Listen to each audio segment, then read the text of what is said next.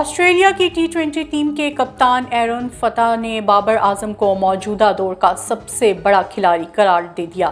آسٹریلوی cricketer Aaron فنچ نے کہا کہ تینوں فارمیٹس میں بابر اعظم کا کوئی جوڑ نہیں۔ کبھی کبھی آپ کچھ بھی کر لیں، بابر اعظم کو آؤٹ کرنا مشکل ہو جاتا ہے کیونکہ بابر کے پاس آپ کے تمام حربوں کا توڑ ہوتا ہے۔ آسٹریلوی کرکٹ لبوشن نے کہا کہ بابر اعظم کرکٹ کے تمام فارمیٹس کا بڑا کھلاڑی ہے، جبکہ میکسویل نے کہا کہ بابر اعظم تسلسل کے ساتھ پرفارم کرتے آئے ہیں۔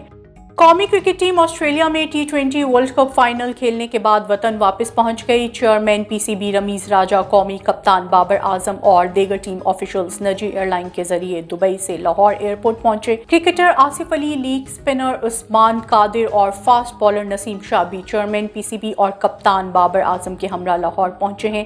بابر اعظم کی ایئرپورٹ آمد پر شہریوں نے پاکستان زندہ باد کے نعرے لگائے۔ لاہور ایئرپورٹ پر شہریوں نے کھلاڑیوں کے ساتھ تصاویر اور سیلفیاں بھی بنوائی۔ ٹیم کو ویلکم کرنے کے لیے ان کے اہل خانہ بھی ایئرپورٹ پر موجود تھے۔ ویمنز بگ بیش لیگ میں میلبرن اسٹارز نے ہوبارٹ بریکنز کو 4 وکٹ سے ہرا کر چوتھی فتح سمیٹ لی۔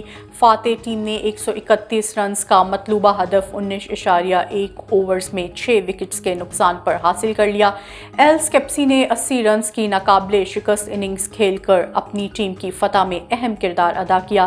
ان کو عمدہ کارکردگی پر میچ کی بہترین کھلاڑی قرار دیا گیا۔ جواب میں میلبرن اسٹارز نے ایل اسکیپسی کی ناقابل شکست 80 رنز کی عمدہ اننگز کی بدولت 20 اوورز کی پہلی گیند پر 6 وکٹس کے نقصان پر حاصل کر لیا۔ ایل اسکیپسی کو میچ کی بہترین کھلاڑی قرار دیا گیا۔